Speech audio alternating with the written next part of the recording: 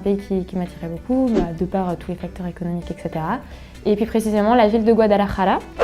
Donc, et pas Mexico, parce que Mexico c'est une très grande ville et je me suis dit que j'apprécierais peut-être pas. Donc du coup, pourquoi pas tester une ville un peu secondaire de quand même 7 millions d'habitants pour faire mon échange universitaire.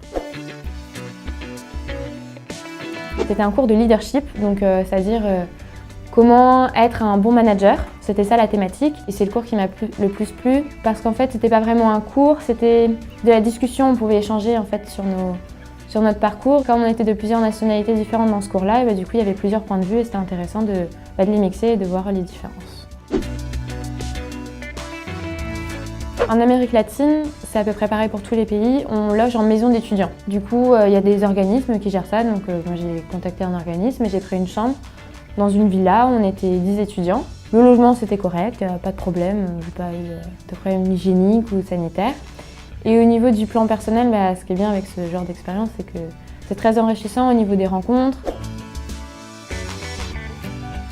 Ce qui est le plus difficile, et je pense que c'est pour tout le monde, c'est le manque de nourriture française, on va pas se le cacher. Il y a certains produits qui manquent, comme le fromage, tout ça.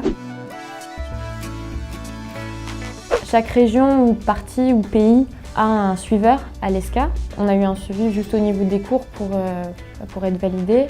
Et après, comme il y a eu le tremblement de terre, on nous a demandé si on allait bien, tout simplement.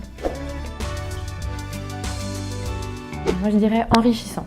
Les rencontres avec les gens, la famille qu'on se fait là-bas, découvrir la culture, s'imprégner dans un autre pays, apprendre à faire des choses nouvelles, se retrouver un peu tout seul, sans la famille, sans les amis. Du coup, on se retrouve un peu sur nous-mêmes et du coup, on apprend beaucoup de nous. Donc, je pense que c'est enrichissant. Alors, pour partir en échange universitaire, il y a deux choses qui sont prises en compte. Donc, tout d'abord, il y a le classement général, donc de votre première année, donc toute la moyenne. Et ensuite, les certifications qui vous rendent éligible. Une en anglais qui s'appelle le TOEFL et une qui s'appelle le BULATS en espagnol. Et au niveau du TOEFL, il ne faut pas s'inquiéter. On a 4h30 d'anglais par semaine à l'ESCA en première année, dont 1h30 qui est exclusivement sur la préparation au TOEFL. Oui, tout le monde part à l'université, donc c'est-à-dire qu'il y a des places pour tout le monde. Il y a assez d'universités pour que tous les étudiants puissent y partir. Après, il y a une deuxième possibilité aussi d'échange, c'est le stage. Un stage long, c'est ça l'avantage, c'est qu'on peut faire du coup 4, 5, voire 6 mois si on le désire dans une entreprise à l'étranger. Et du coup, pour ça, ça ne requiert pas le TOEFL ou le BULATS. C'est les entreprises qui mettent leurs propres conditions.